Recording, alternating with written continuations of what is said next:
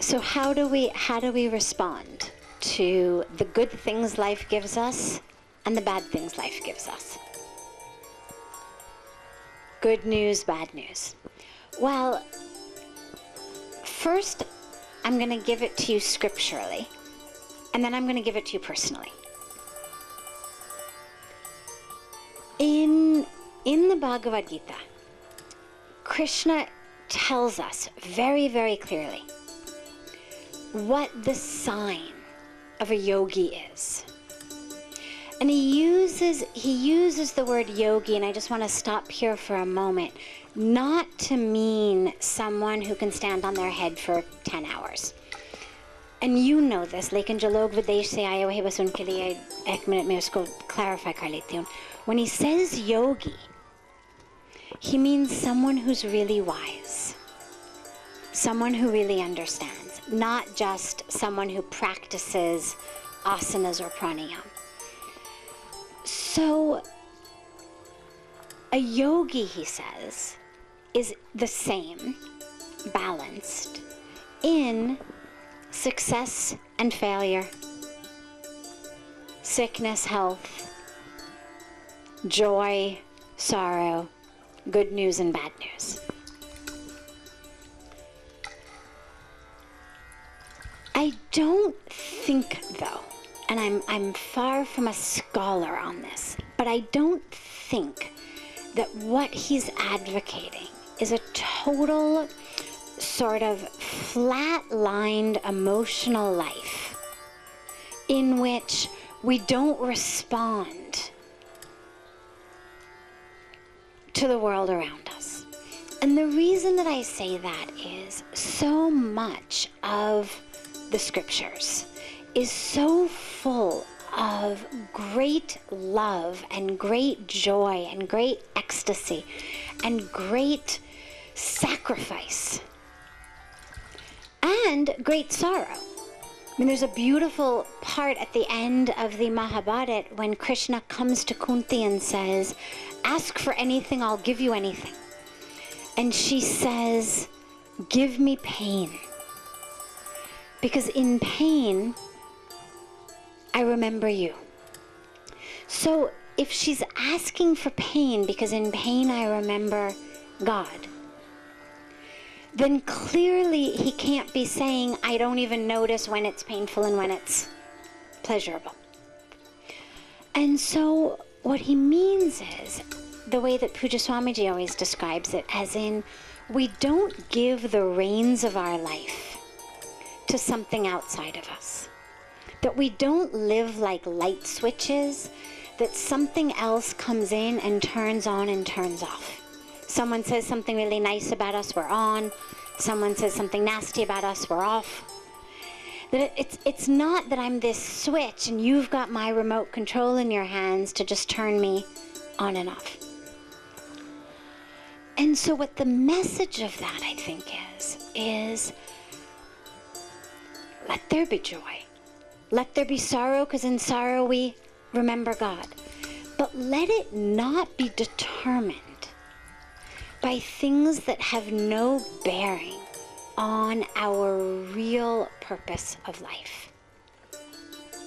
Let us in every moment understand what actually has bearing on what I've taken birth for. And if what I've taken birth for is to get closer to God and to understand the divinity in myself and to understand the connection between the divinity in myself and the divinity in others, then that joy should come when I'm living in that divinity, when I'm living in that connection. And the sorrow should come when I'm feeling separate from that. Not because some project worked or it didn't work, or so-and-so said something or didn't say something, or someone looked at us in a certain way or didn't look at us in a certain way. That it's to remind us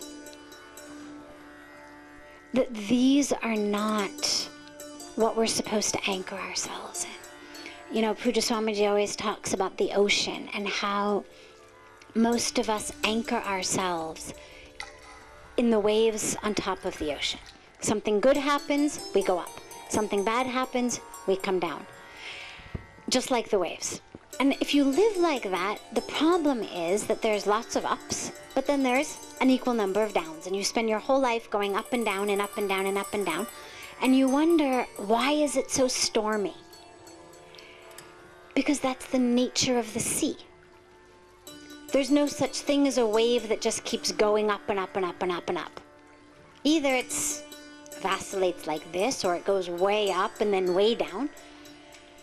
If it goes up, it comes down.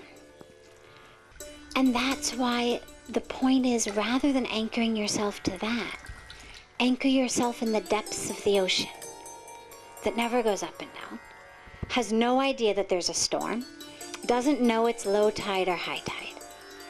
And that depth is what our spiritual practice and our spiritual teachers are always trying to connect us into, which is deep within us.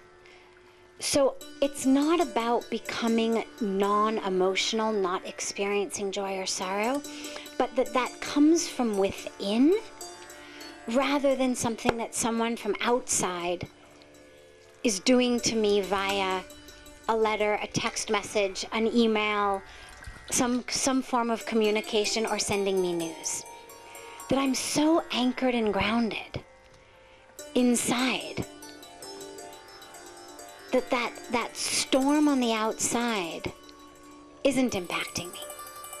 The other thing that Puja Swamiji always says about that in terms of good news and bad news is he says, you know, in our emails, when we're checking our inbox, inevitably there's junk mail. And you can tell right away from looking at it that it's junk. You don't have to actually open it and read it from beginning to end to understand this belongs in the trash. And he says, make a commitment to yourself that you won't take any junk mail into your life, just like we don't take any junk mail in our inboxes. No one has time for it. You're sitting in the morning checking your emails. Whatever we see that's junk, we just delete, delete, delete. And it's horrible stuff. It's profane. I mean, the most harmless stuff is just trying to sell us things. Most of it is actually really quite profane. And if we read it, it would probably bother us. It would, you know, insult our sensibilities of... But it doesn't bother us because we understand it's junk. And it's not about me. And so if we can bring that practice into our lives, then all of that junk mail that comes to us, we don't even let it in the system.